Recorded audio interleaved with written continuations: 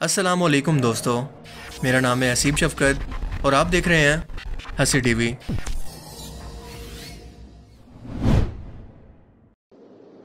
दुनिया में इस वक्त 3 मखलूक़ात ऐसी हैं जिन्हें अल्लाह ने अक्ल व शऊर जैसी नेमत अता की है, यानी जिन्नात, इंसान और फरिश्ते।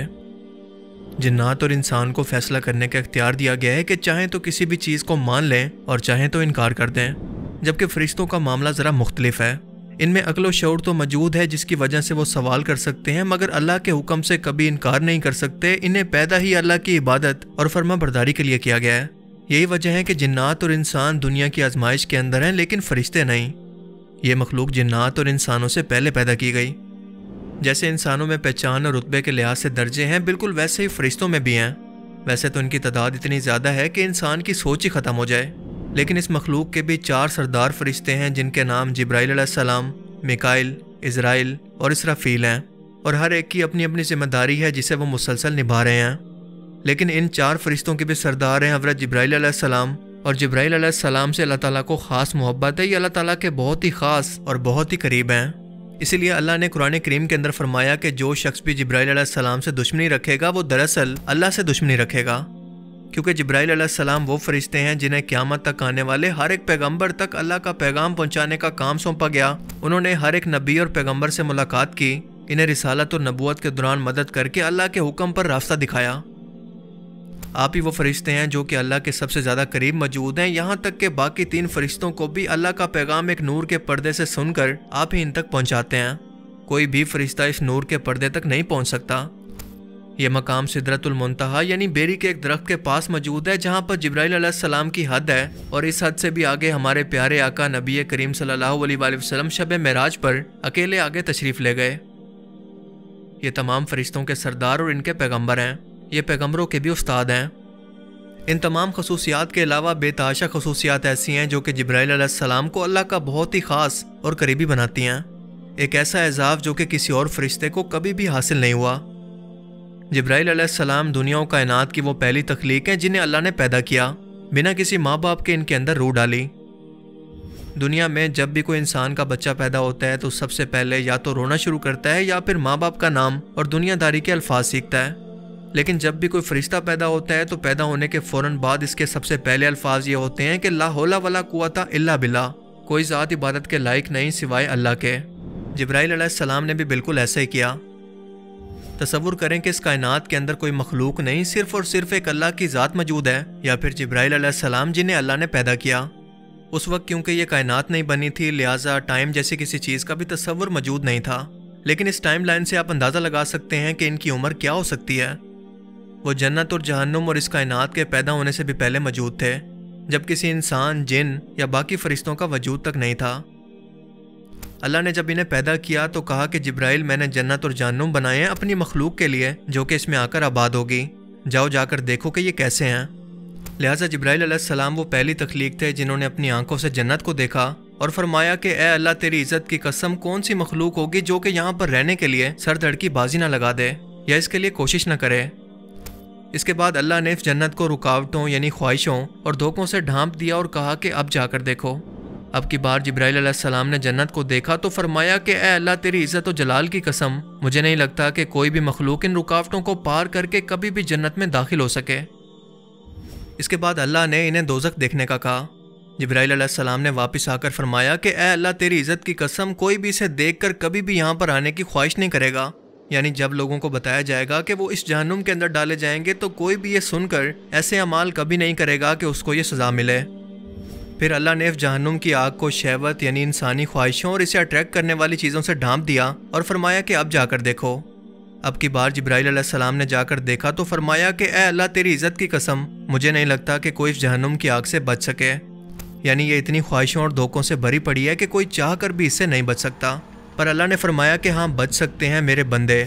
मुझ पर यकीन करने वाले और मुझ पर ईमान लाने वाले ज़रूर कामयाब होंगे।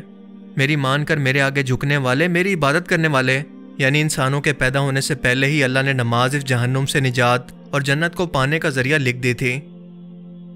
ये एजाज़ सिर्फ जिब्राइल अलैहिस्सलाम को हासिल है कि इन्हें इंसानों की तख्लीक से पहले इनका मकाम दिखा दिया गया اور جس طرح اللہ تعالیٰ انسانوں میں صرف پیغمبروں سے جبرائیل علیہ السلام کے ذریعے کلام کرتا ہے، بالکل اسی طرح سے فرشتوں کو بھی ایسے ہی جبرائیل علیہ السلام کے ذریعے حکم ملتا ہے، کیونکہ اللہ تعالیٰ ڈائریکٹ ان سے کلام فرماتے ہیں۔ جیسے انسانوں میں ایک بار کوہ طور پر موسیٰ علیہ السلام سے ایک جھاڑی کے ذریعے کیا تھا۔ یہ وہ فرشتے ہیں جو کہ انسانی شکل کے اندر انبیاء کرام کے پاس تشریف لاتے اور انسانی شکل میں رہ کر ان کی حفاظت کیا کرتے۔ رسول اللہ صلی اللہ علیہ وآلہ وسلم کے ایک صحابی جن کا نام تھا دہیہ کلبی، شکل و صورت اور جسامت کے اعتبار سے بہت ہی خوبصورت تھے۔ حضرت جبرائیل علیہ السلام اکثر ان کی شکل کے اندر رسول اللہ صلی اللہ علیہ وآلہ وسلم کے پاس انسانی شکل میں تشریف لاتے، اور ایک بار آپ کے صحابہ کی محفل کے اندر آ کر آپ کے پاس بیٹھ کر آپ کو دین سکھایا اور واپس چلے گئے۔ ان کے جانے کے بعد رسول اللہ صلی اللہ علیہ وآلہ وسلم نے فرمایا کہ یہ اور کوئی نہیں بلکہ جبرائیل فرشتے تھے جو کہ تمہیں دین سکھانے کے لیے آئے تھے۔ ہمارے والد آدم علیہ السلام کو جس مٹی سے تخلیق کیا گیا تھا، اسے زمین سے لینے کے لیے جبرائیل علیہ السلام کو ہی بھیجا گیا تھا۔ آپ ہی وہ فرشتے ہیں جنہیں زمین پر سرکش اور نافرمان جنوں کی فوج سے لڑنے کے لیے بھیجا گیا، جو کہ فتنہ، فساد اور شر پھیلا رہے تھے۔ جبرائیل علیہ السلام اور ان کی فوج نے ان جنات سے جنگ کی، انہیں ویران جگہوں اور سنسان علاقوں کے اندر شکست دے کر قید کر دیا، جس کے بعد یہ حضرت سلیمان علیہ السلام کے دور کے اندر ایک بار پھر سے آزاد ہوئے۔ آدم علیہ السلام کو دنیا میں بھیجنے کے لیے ان جنات کو قید کرنا ضروری تھا تاکہ انسانی نسل آگے بڑھ سکے۔ جب آدم علیہ السلام کا انتقال ہوا تو جبرائیل علیہ السلام فرشتوں کے ساتھ زمین پر اترے، آدم علیہ السلام کو غسل دیا اور ان کی تدفین کی۔ حضرت ابراہیم علیہ السلام کو جب نمرود نے آگ میں ڈالنے کی کوشش کی تو جبرائیل علیہ السلام نے اللہ کے حکم پر فوراً وہاں پر پہنچ کر اس آگ کو ٹھنڈا کیا اور آپ کو بچا لیا۔ یوسف علیہ السلام کے ساتھ اندھیرے کنویں اور بازار میں ان کے ساتھ رہے، زمین پر ٹھوکر مار کر آب زمزم کا چشمہ اللہ کے حکم سے جاری کیا۔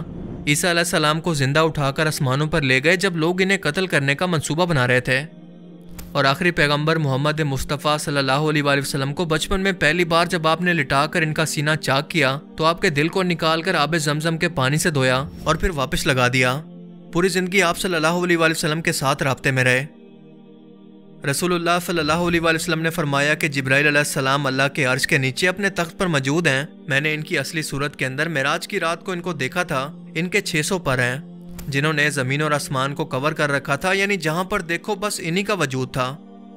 ان کے یہ پر ہیرے جواہرات اور موتیوں سے بنے ہیں جن کا رنگ سبز ہے، پاؤں کے تلوے بھی سبز ہیں اور پاؤں پر ایک بڑا موتی ہے جو کہ سبزے پر شبنم کے قطرے کی طرح دکھتا ہے، پیشانی روشن، بال گنگرالے، دانت چمکدار اور سر مرجان سے بھی زیادہ سفید ہے۔